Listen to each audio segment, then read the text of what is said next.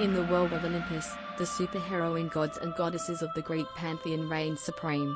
They lived in a majestic palace atop the towering Mount Olympus, overlooking the lands below from their lofty throne.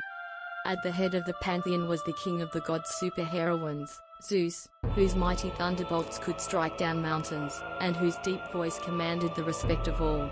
Athena, the goddess of wisdom and strategy, was her right hand, her sharp intellect and tactical acumen the perfect complement to Zeus's raw power.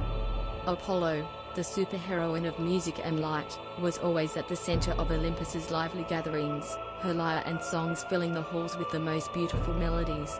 Artemis is the superheroine goddess of hunting, wild animals, childbirth, and virginity. She is often depicted with a bow and arrow, and is known for her fierce independence and dedication to nature. Dionysus is the superheroine of wine, fertility, and theater. He is often depicted holding a grapevine and is known for his wild and chaotic celebrations, as well as his ability to bring joy and ecstasy to his followers.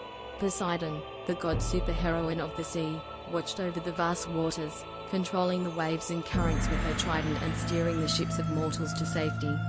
In the tranquil days, the gods would spend their time in their own chambers or at their favorite places of interest. Artemis would be in the forest around Mount Olympus, hunting the wild animals, while Athena would be in the courtyard, practicing her swordplay against fellow gods or mythical creatures. Apollo, meanwhile, could be found playing his music in the gardens, filling the air with sweet melodies, and Zeus would take long walks on the mountaintops, enjoying the fresh air and the sweeping vistas. But when danger threatened, it was time for the gods to show their superheroine abilities. They all worked together to deflect any foe that threatened the peace of their world. Poseidon would calm the seas and the storm, make it ready to use it to fight the underworld powers. Meanwhile, Apollo's light beams and Athena's strategy would fortify the defenses of the realm, and Zeus's lightning would strike down any enemy that dared raise its head.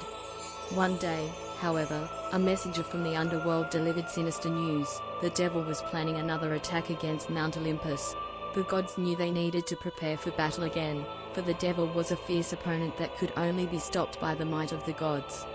The fate of Mount Olympus hung in the balance, as the gods braced themselves for the fiercest of battles.